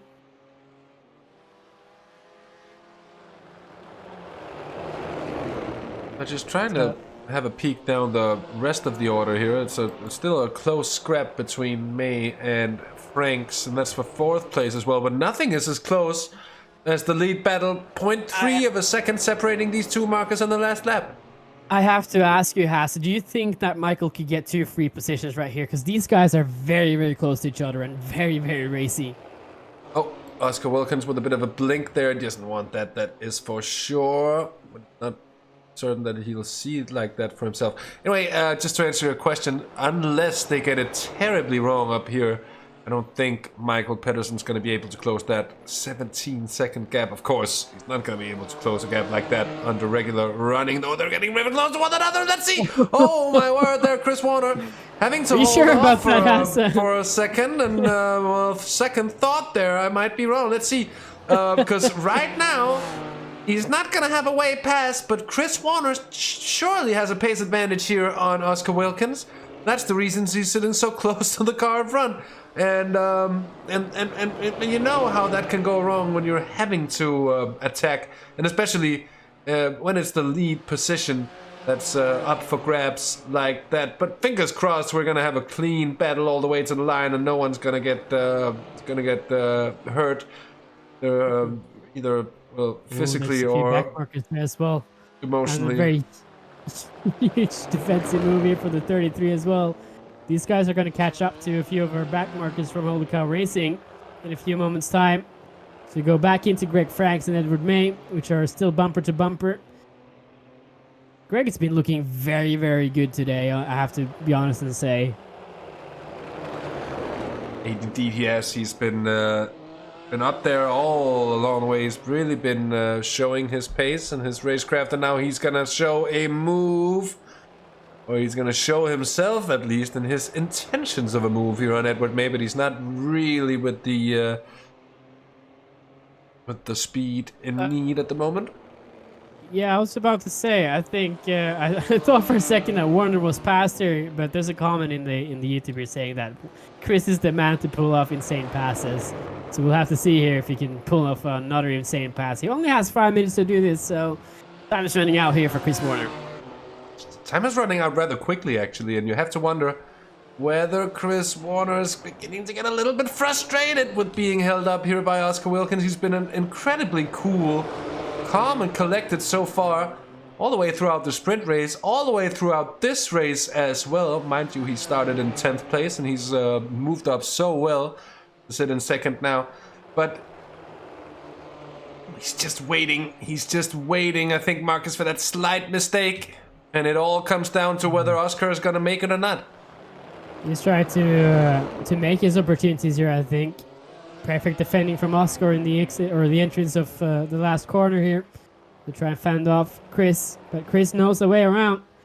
Is he going to do a performance off track again? We might see it in the closing stages, but he's not really up there yet, but he's really pushing the limits of the track so far. Bumper to bumper now. And we know the inside of turn 4 can work. We also know that the inside of turn 5 can work if you can keep the slipstream going, and I don't think these back markers in front will actually be a problem at all. These guys are too far in front to actually be caught before this race will end. So this is going to be only between the two cars here of Oscar Wilkins and Chris Warner, as we have Bud Ball as well, increasing one more spot in the overall standings. Michael Pedersen was also, I would say Michael actually has contact with this field somehow.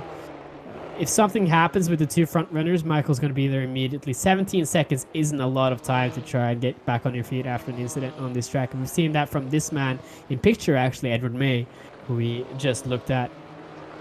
Yeah, of course, and any contact with the wall and such, it's easy gonna cost more than just that. But let's not hope. Let's not hope that we're gonna be in such a position. I'd love to see Oscar Wilkins take this victory. He's deserved it.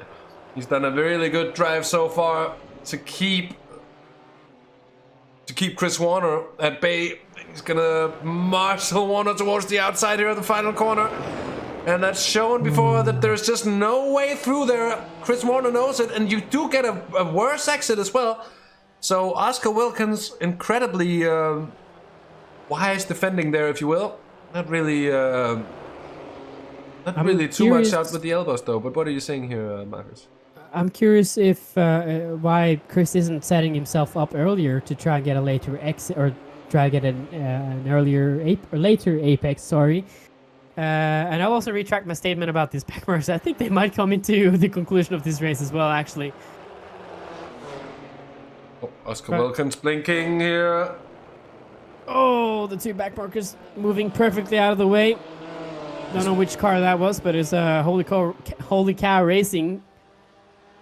Seb Herber as well, fighting for P9 with Paul Gosling. But this fight for P1 is really heating up here, Hasse. Yeah, indeed it is. We've got John Barnes on the inside of... That's Paul Cook. It's going to go around the outside a bit. Or defended around the outside. That's incredible indeed. Oscar Wilkins gained a little bit of an advantage back. Half a second here. If he's blinking for Chris Warner as well, that's going to be a very, very hard one to race over these last few minutes. What a poor time. This could actually be an advantage for Chris Warner because he's a little bit further back now, so we'll get less impeded by Oscar in the braking zone. If he can get a good run here, we know that he can do a pass on the outside of turn 1. But the time is running out really much. He's not close enough now, but if he can do it in the few next laps, you might see some stuff from Chris Warner. Yeah, indeed. Oh, Hebra's lost the position there again. Paul Gosling. I'm back with the front runners here, Oscar Wilkins. Will he have to do one more lap, Markus? What do you reckon? We've got 35 seconds left on the clock here. Edward Mays in the pit lane! And that's just where we can see that earlier pit stop. He did a quicker pit stop. He's under fuel than Edward May. He's going to be falling down the order here. But look at Oscar now. Has to defend for all his money's worth. This is getting really close. I think we're on the final lap, as you said. He has to defend here on the inside, or else Chris is going to try throwing it on the inside. Oh, very, very tight racing here from the two guys in front. Oh, he's also lost it a little bit. And this is the moment of truth, because if Chris Warner gets the great run here, and if he gets the space on the inside, which he might just do. On the inside. Oh, that's close. Block there from the Dutchman. The Flying Dutchman, we can call him for this race at least. Leading this race from virtually almost the start. Defending perfectly again. Chris Warner trying to go the long way. It's not going to work this time either, I'm sure. He has to go the wrong way. And this is for the race win actually as well. And Oscar Wilkins will cross the line P1 in front of Chris Warner. And what a race to the finish we had between these two guys. Incredible indeed, all the way to the line. And Oscar Wilkins, he'll be one happy man indeed after that race. It just all worked out perfectly. Michael Pedersen somehow gets a podium place. And you know what? I think Michael's going to be very happy with that as well. Going to be a happy man. We get in the booth as well. And both of the Sim Racing Loft Volante Racing cars on the podium as well. Greg Franks 4th. Bart Boland gets 5th. Across the line right about there. Andrew Lofsey. First silver car to cross the line, 6th overall. Paul Gosling gets 2nd in silver, just in front of Seb Hebra, 8th overall. And 9th overall, Paul King. Stuart Musselwhite, 10th. And first bronze car across the line. A very, very good performance from him as well. Finishing right in front of Nils Manchanten, Paul Cook, John Barnes, Sam Baxter, James Hall. And then Ed May in 16th place. So that's it's a right disaster for Eddie Elbows. Indeed, here's James Hopton, 17th. Ignacio in 18th place, and let's just have a look at results at least as soon as we can. I think we are just about to be there. We need Philip Hubley. Comes across the line there. Means we have all cars across the line. Results shown: Oscar Wilkins winning for SimRacingLove.com Volante Racing ahead of Chris Warner for Fury Sim Sports, and the other SimRacingLove.com Volante Racing driver, the Dane, number 7, Michael Pedersen. Got Greg Franks in 4th, Bud Bowl in 5th, Andrew Lutzy in 6th place for Ignium Motorsports, and then Paul Gosling for Quantum Racing in 7th, Seb Hebera for Simracersworld Esports 8th, Paul King for Ignium in 9th place, and then Stuart Musselwhite in 10th. And well, I went through most of the field just a few seconds ago. Have a look at the rest of the results for yourself. And then, Marcus, in not too long, it's going to be some interesting interviews today, I believe. Interesting race, an interesting interview, but we have to speak of Edward May. That was 2 seconds difference. Had he stayed in the pits for 2 more seconds, he would have made the race, but that was it on the fuel, and it was ran out, and had to pit early, miscalculated, and ended up in P16, which is it's a week to forget. I think that's the 16th time we've actually said it this broadcast as well. Very much so. Anyways, it's interview time. And what better place to start than with our race winner, Oscar Wilkins, having a word here with Markus Gjesdal. Oscar, the Flying Dutchman of race number 2. You also had a very good race number 1, but we have to speak about the end for this race and how much pressure were you under for the last few laps? Wow, that was really intense. Like, Chris was already dominating the first race. He's by far the fastest. To be honest, pace-wise, it was incredible. So I was just hoping the race would be just short enough to keep him behind him. But he was putting a lot of pressure. It was really close in the last 2 laps. But yeah, I'm not sure what he told me actually in the end because of the maybe he said I thought I didn't brake or something. But yeah, I checked the replay. It looked okay to me. Yeah, I don't know how it looked for you from your perspective the last turn. I think it looked good. It looked like fair and hard racing, but we have to also speak about Volante Racing as a team. You finishing P1 and Michael Pedersen finishing P7. How much communication did you guys have when you were racing? Because we've seen this Michael Pedersen trademark move into the last corner, and you fended it off perfectly when you were defending for the win. Well, to be honest, I didn't even realize he was P3 until the end of the race. Incredible result by Michael. It's really good for the team to have a P1 and P3. But yeah, during the race we weren't talking because the top guys in the field are really fast. So we wanted to really focus during the race. So we just talked in between the sessions only. Even though you do that, there's a good information sharing, and it really pays off for Volante, who's had a perfect weekend or week, I could say. Before we round up this interview, Oscar, is there anyone you want to thank before we send you off again? Yeah, of course, guys from my team, Volante Racing, and Sim Racing Love for sponsoring our entry into the series. And well, of course, Sim Racing World organizing the race. So you guys doing an awesome job in the commentary booth. So I hope to be back. Well, I was here at the first race. Fortunately, I missed the second, so I'm here again this time, and I hope to be here back next race. So hope to see you next time. Congratulations so much, Oscar Wilkins, on P1, and we hope to see you in 2 weeks' time when we will continue the championship at Spa. Thank you very much. See you. So that was indeed Oscar Wilkins having a word with Markus Gjesdal, and I'm gonna pick it up with that. We don't have our 2nd place finisher in the waiting room yet, but we do have our 3rd place finisher. We have Michael Pedersen. We're gonna drag him in here, Dane to Dane talk yet again. Michael, welcome to the booth after what I believe was a pretty fantastic race. You gained 20 places in 45 minutes and had a hell of a race to finish 3rd in a 2nd consecutive week for yourself. Talk us through how that feature race felt.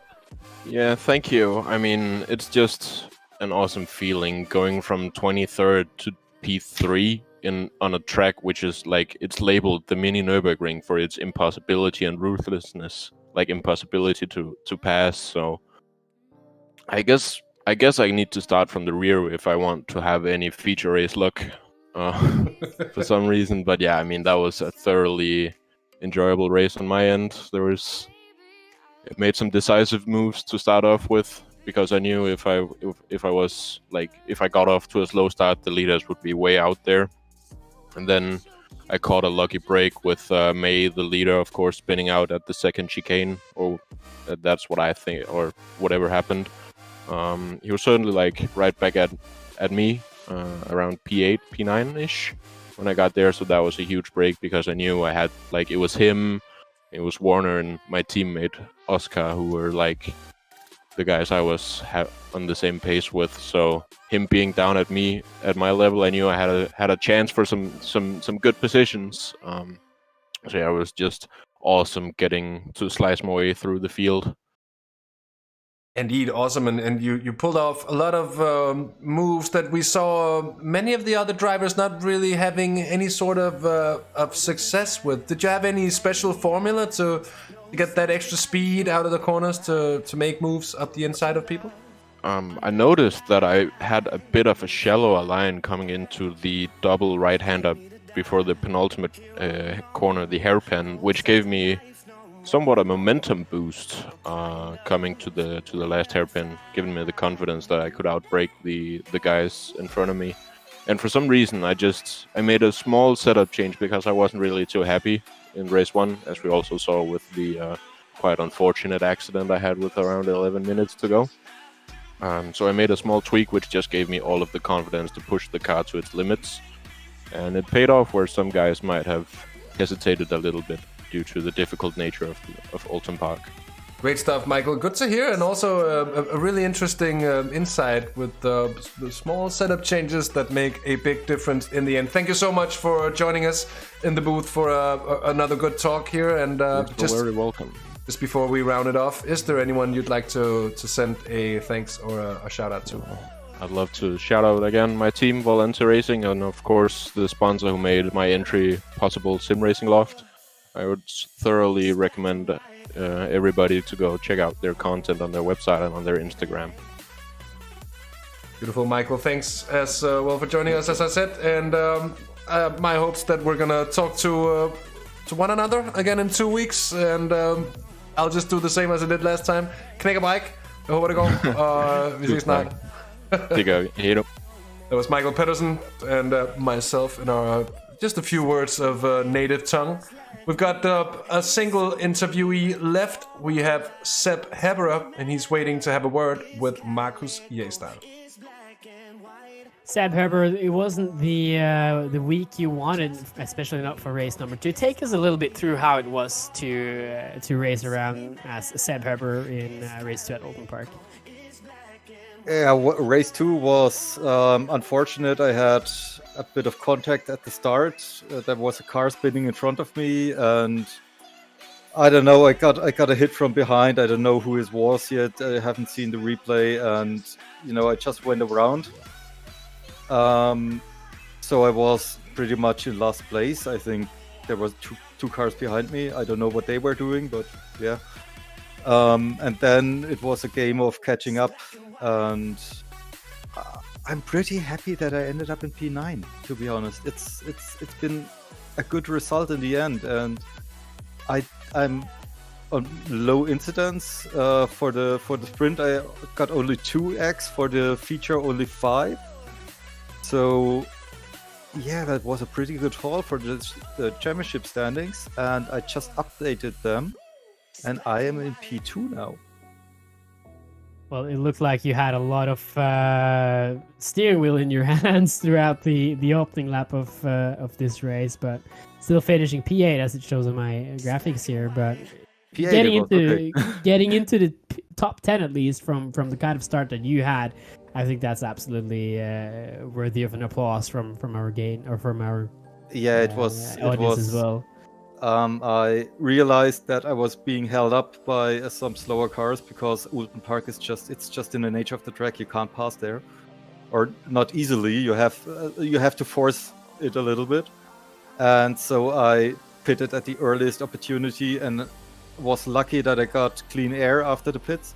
I had like 10 or 12 seconds to the car in front, so I could put in quali laps. And yeah, after the pits cycled through, I was in P12, and then the rest was just a bit of luck and a friendly teammate who let me through. Thanks to it.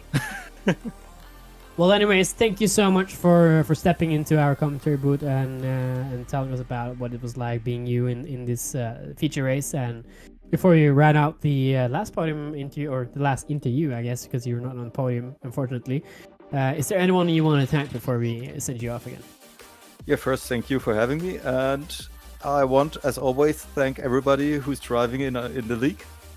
The league would be nothing without you guys, and I hope you are having fun. As much fun as I have, because I'm having a blast. And yeah, we will see each other in 2 weeks. At Spa, I think it is. Yeah, you're right. Thank you so much, Sebastian Herber, and congratulations on P8 after a difficult start. Thank you. Good night.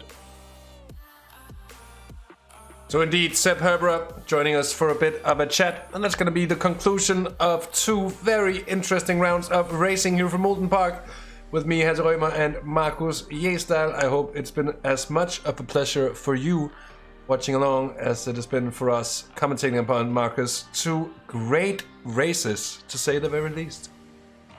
Yeah, really looking forward to the next 2 weeks, and then we will have the race at Spa-Francorchamps.